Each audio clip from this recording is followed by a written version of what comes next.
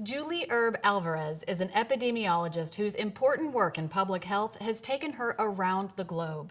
Today, she works at the National Institutes of Health, alongside our nation's leading scientific medical minds.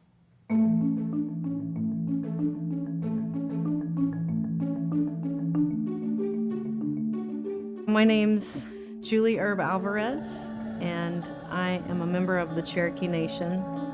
I am a captain in the United States Public Health Service, an epidemiologist, and currently the Chief of Patient Engagement and Recruitment for the National Institutes of Health, National Heart, Lung, and Blood Institute in the Clinical Center in Bethesda, Maryland. I really consider myself from Blackgum, Oklahoma. This land that my parents' house sits on, where we are right now, was my great-grandmother's original Cherokee allotment land. We were living in Tahlequah when I was born. We came back here every other weekend, sometimes every weekend, spent all summers here in Blackgum with my grandparents. I moved straight back here after high school and went to Northeastern State University, where I got my undergraduate degree. And I got a bachelor's of science in health and human performance, and I decided epidemiology was where I wanted to go. And so I went to OU in Oklahoma City, the College of Public Health.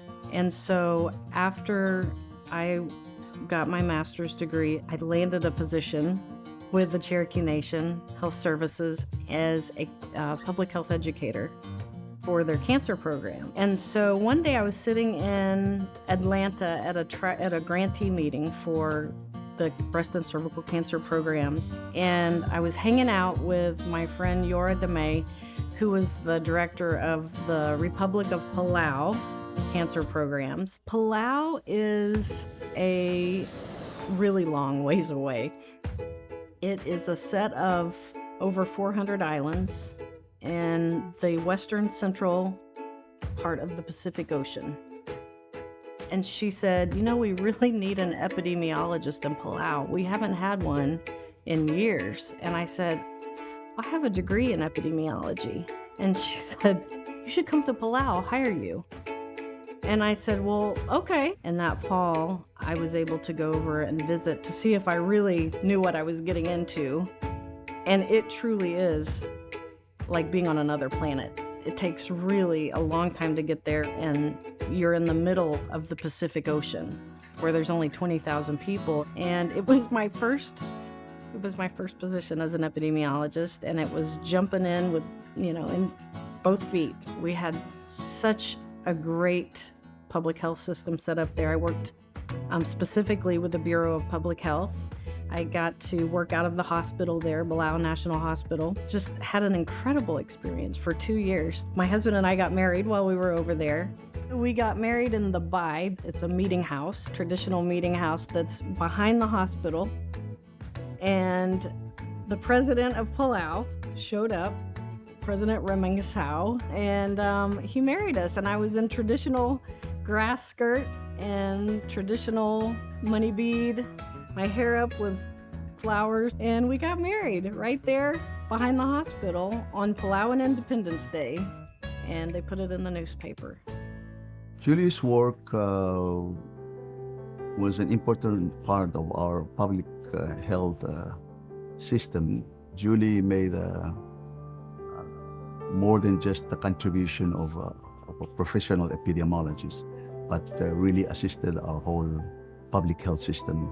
And I think for Julie to come to Palau and kind of get into a system that was similar to her upbringing was like, I'm sure in her own words, was like a home away from home, so to speak. So I can certainly appreciate the similarities, the commonalities that the Cherokee Nation, and for that matter, indigenous people, with the indigenous and natives of Palau. It's the same belief that a clan is really an extended family system, or a tribe is an extended family system.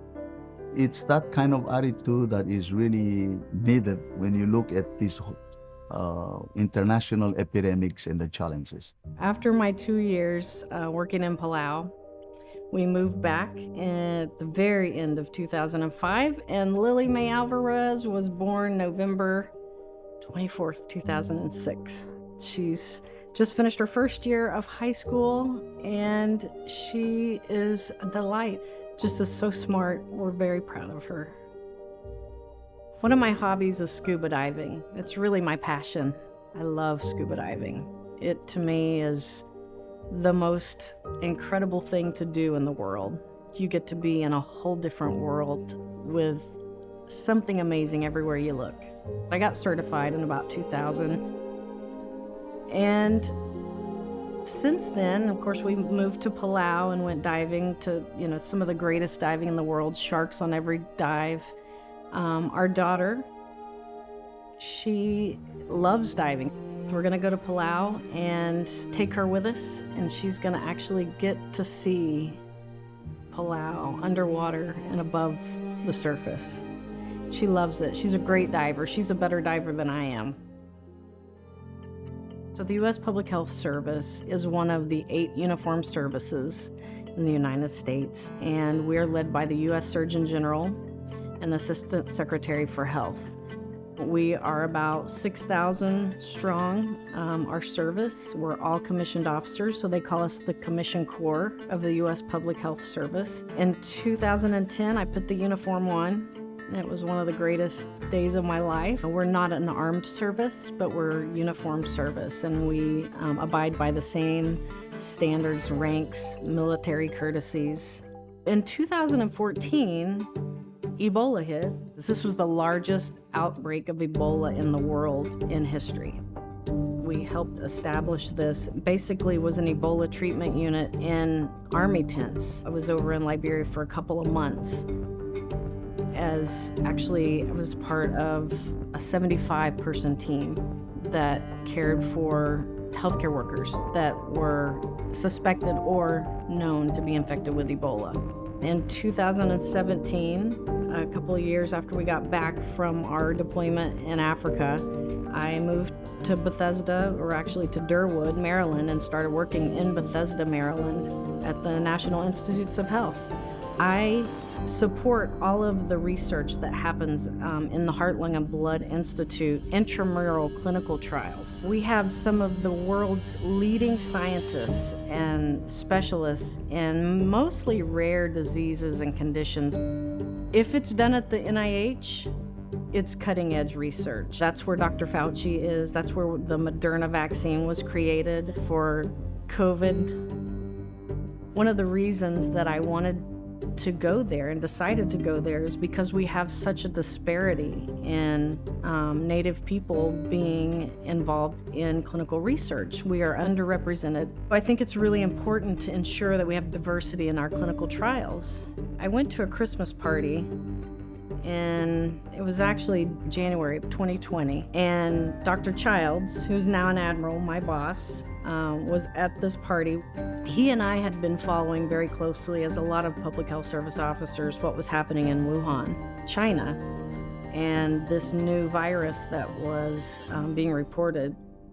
February, we got a call from Commission Corps headquarters, and this was the time when the Diamond Princess cruise ship was docked off of the coast of Yokohama, Japan, with a lot of very sick people on board, and they had tested positive for this new virus. Once we got there, we found out there were somewhere in the neighborhood of 90 to 100 Americans off the ship that were infected with COVID-19. We were able to set up what's called a compassionate use protocol for the use of remdesivir in the Americans that were really severely ill, because we knew that there was a good chance that that drug would help to save their lives. We were some of the first people to see the severity of COVID-19. We were able to get a first-hand look at that before anybody else really witnessed it. And it was scary. And ultimately, they all lived to be repatriated home to the United States, except one later succumbed to his illness. My day-to-day is amazing. I work hand in hand on a daily basis with the world's leading experts in heart, lung, and blood diseases and conditions. Oh, I love public health. I can't imagine a more rewarding career because we work behind the scenes to keep people healthy. Public health really is gadugi. I think that public health is about the systems that surround us to take care of us. And that's what gadugi is taking care of each other. And so I think at the foundation of where we are as Cherokee people, I think public health is at that foundation of togetherness.